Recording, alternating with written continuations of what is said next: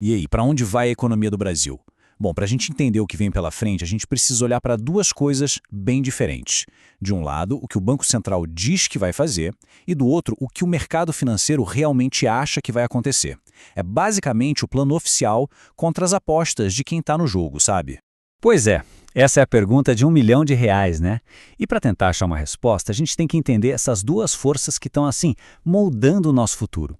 De um lado, a gente tem o manual de regras oficial, do outro, o livro de apostas do mercado. Então, bora mergulhar nos números para ver o que eles nos contam. Olha só.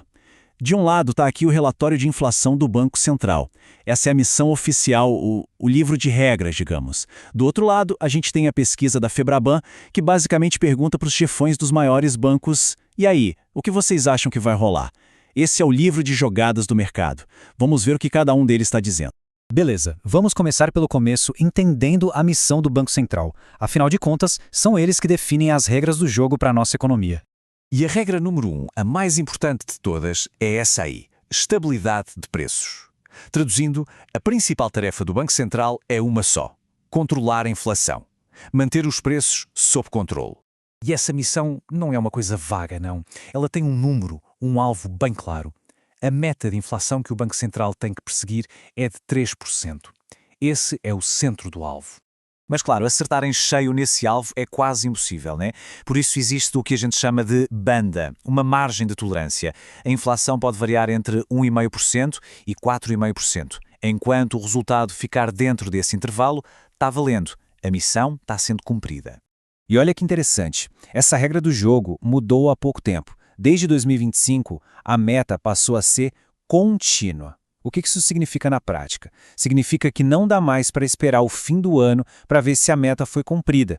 Agora, o Banco Central tem que prestar contas todo santo mês. A pressão para manter a inflação na linha agora é constante, não tem mais refresco. Ok, agora que a gente já entendeu as regras oficiais do jogo, vamos virar a página e dar uma olhada no livro de apostas. O que será que os grandes jogadores, os principais bancos do país, estão prevendo? E a primeira grande aposta do mercado já é uma bomba. Pode esquecer corte de juros em 2025. É isso mesmo. A grande, esmagadora maioria agora aposta que a taxa Selic só começa a cair lá para 2026. E olha, isso muda completamente o jogo para todo mundo. E não é só uma opinião não, é um consenso muito forte. Dá uma olhada, quase 86% dos analistas estão nessa.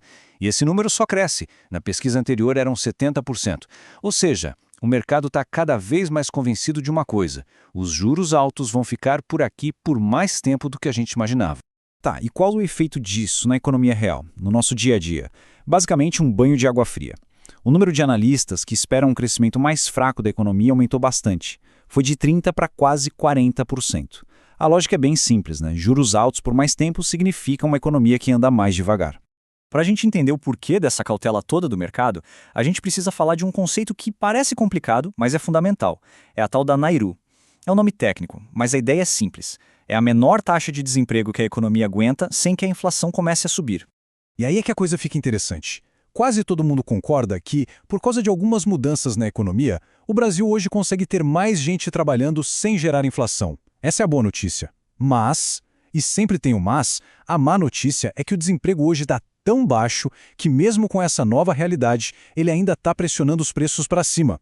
É um problema bom de se ter, claro, mas para o Banco Central é um verdadeiro quebra-cabeça. Agora, vamos dar uma olhada no crédito, porque aqui a história se divide em duas partes bem distintas. De um lado, a gente tem o chamado crédito livre, que é aquele que você pega no banco com juros de mercado. Esse está desacelerando. Do outro lado, tem o crédito direcionado, que geralmente tem alguma ajuda do governo, com juros mais baixos. E esse continua crescendo forte. E essa friada no crédito livre acende um sinal de alerta. Pensa comigo, economia mais devagar, juros nas alturas. O que é que acontece? O risco de calote aumenta. E os números mostram isso. A previsão do mercado para a inadimplência já subiu para 5,1%. E o gráfico deixa claro que isso não é um ponto fora da curva, é uma tendência. A projeção de calotes só vem subindo. Isso quer dizer o quê? Que os bancos estão cada vez mais de olho na saúde financeira das pessoas e das empresas. E essa preocupação toda pode significar uma coisa: ainda menos crédito disponível lá na frente. Bom, agora vamos juntar todas as peças desse quebra-cabeça. De um lado, a gente tem a missão oficial do Banco Central. Do outro, as apostas do mercado. Onde é que esses dois mundos entram em conflito? O que a gente tem, no fim das contas, é um grande cabo de guerra. De um lado, o Banco Central está puxando a corda com toda a força para controlar a inflação, mesmo que isso signifique frear a economia. Do outro lado da corda, o mercado está vendo sinais de perigo. O mercado de trabalho superaquecido que joga a inflação para cima, o mercado de crédito dividido e o risco de calote só aumentando. E isso tudo nos deixa com a grande pergunta final. De um lado, o mercado já se prepara para uma desaceleração forte. Do outro, o Banco Central está irredutível na sua luta contra a inflação. A questão é, alguma coisa vai ter que ceder. A grande dúvida que fica no ar é o que ou quem vai piscar primeiro.